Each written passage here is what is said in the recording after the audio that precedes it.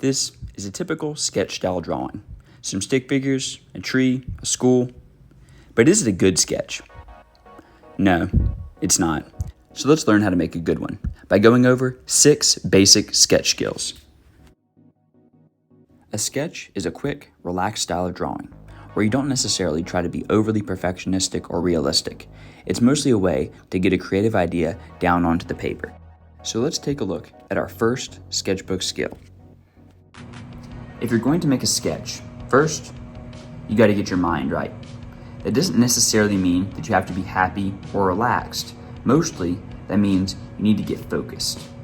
Getting focused means 3 things. First, it means that you commit. You commit to drawing for at least 10 minutes. The second thing is you need to get your area set up. Your setup can be very simple. It could be as simple as a piece of paper and a pencil. There are other things that help too, mostly music. The key is to set up the right type of music. The right type of music is instrumental music. It's important that the music is instrumental because when you're listening to too many lyrics, that can be distracting. You definitely would not want to have a TV show or a YouTube video playing while you draw. Just instrumental music of whatever genre you choose.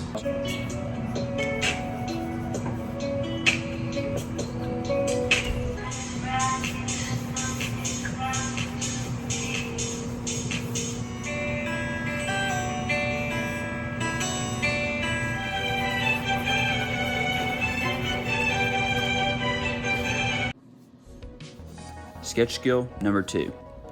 Never use stick figures. Rest in peace, Stick Sammy. And just because you're not using stick figures doesn't mean it has to take forever. Just draw out your character using shapes instead of sticks. Your character style will naturally develop. They'll become more unique and you'll draw them in increasingly complex poses. Sketch skill number 3. When you overlap your subjects, watch out for X-ray vision. Overlapping your subjects is a good thing. That means you have a complex use of space in your drawing. Some things are in front, some things are behind. In this drawing, the squirrel is in front and on top of the skateboard, but there's an issue. You can see how you can see through the squirrel's body, you can see through the skateboard, and we call that X-ray vision. One way to fix that is to go back and erase any areas of X-ray vision. And this will eventually fix the problem, but it takes a lot of time and you'll go through an eraser pretty quick. So another way you can avoid X-ray vision is by planning it out and picking your pencil up as you draw. Draw the subject that is in front first, and then as you draw, pick your pencil up and don't draw those X-ray vision areas in the first place. Sketch skill number 4. Draw your horizon line above and behind your subjects. In this example drawing, you see the house and the tree resting along the bottom of the page. You should absolutely never draw your subjects like this. As you get a little better, you might start to draw the horizon line, which is good, but then anchor your subjects right to that line, which is also not the best way to do it. The best way to do your horizon line is to draw your subjects first, and then go above and behind your subjects and draw the horizon line. This creates a quick, easy, but more realistic looking landscape. The horizon line rule applies to any surface that a subject rests on, so it's not just about fields. For example, if you were going to draw a room with a table with a cake on top, you would not want to draw it like this, because in this example, all the subjects are resting directly on the horizon line below them, and it creates a very two-dimensional look. To use the horizon line rule properly, and to make a more 3-dimensional drawing, when you draw the line for the surface that each object rests on, start that line above and behind the object that's on top of it. For example, when I draw the table, it's above and behind the cake, and the horizon line for the room starts just a little bit above and behind the back legs. Sketch skill number 5. Draw big and fill the page. Often small drawings are very detailed and well drawn, but when you have big empty areas of the page, it's just never going to look like a finished sketch. So push yourself to draw your subjects a little bit bigger than you're used to. Draw them into size that's going to completely fill up the page. Drawing large, close-up views of your subjects is going to make them look so much better. And don't be afraid to draw your subjects so large so that part of them are actually cut off by the edge of the paper. This is called cropping. In this drawing, the arm is cropped off in the bottom left corner, and part of the skeleton hand is cropped in the upper right. But even if you draw big, you'll sometimes find yourself with empty areas on the page. And some emptiness is okay, but if you have empty areas that are as big as your fist, you need to fill those in.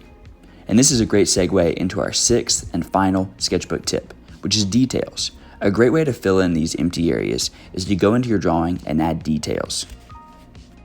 Details are the little decorations and additions that you add to a subject. For example, the wrinkles on the hand, or the cracks in the brick. Now that we've gone over all the skills, let's check in with Miss Pitt and see how she uses them in a drawing. Hi guys, Miss Pitt here. Stay tuned to check out what I made using our 6 simple drawing skills. I can't wait to see what you guys come up with.